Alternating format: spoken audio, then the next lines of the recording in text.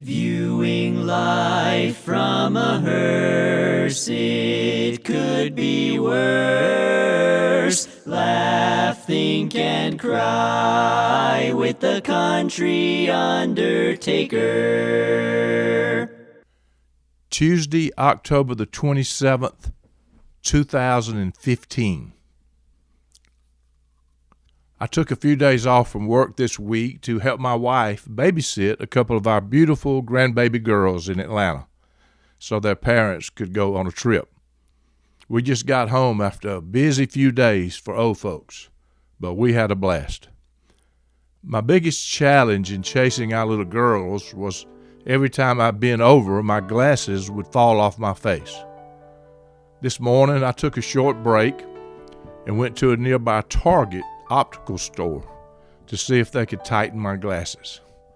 When I entered the optical shop, a nice middle-aged lady sat at one of the desks, seemingly waiting for me to get there. I asked her if she would tighten my glasses, and I would happily pay her whatever the going rate is for such procedures. She said she would be delighted to do so, and there would be no charge. So I sat at the little desk, pretty much in a fog without my glasses, while the lovely lady took my only glasses in the back room to work on them. It was a little disconcerting to me a few moments later when I heard her make a gasping noise coupled with a fairly loud, "Oh no." She returned to my little desk to tell me she had broken my glasses. I'm sure she had a look of horror on her face, but I could not see enough to know whether she did or not. I chose to keep my cool as I wondered, what in the world am I going to do without my glasses? I am blind without them. The fact that I am leaving on a week-long business trip on Sunday was on my mind when she told me that it takes a minimum of 5 business days to get new glasses. I was thinking my prescription sunglasses might work for a week.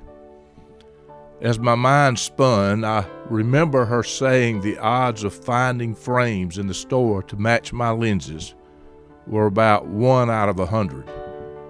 I was not very optimistic about this particular optical shop, but I was committed to watching it, no pun intended, play out. She finally found a frame that she thought might work. She told me I may not like the fact that they were green, but I was fine with green if I could see again. After maneuvering and measuring, the friendly but obviously upset lady decided they would not work.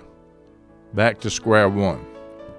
I'm unsure how many frames she picked up and measured before finding another frame that she thought might work. Thankfully, I was the only customer in the shop, so my little problem had her undivided attention. In a few quick moments, I heard the sound of excitement in her voice when she yelled to me that these frames did indeed work. I was still seated at the little desk when she brought me the new frames with my lenses to make sure they fit.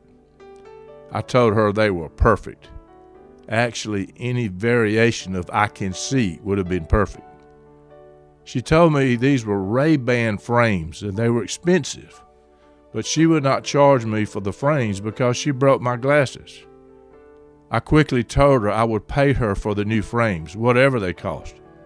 I further explained that I had heard her clearly when she told me when I walked into the store that she would tighten my glasses at no charge.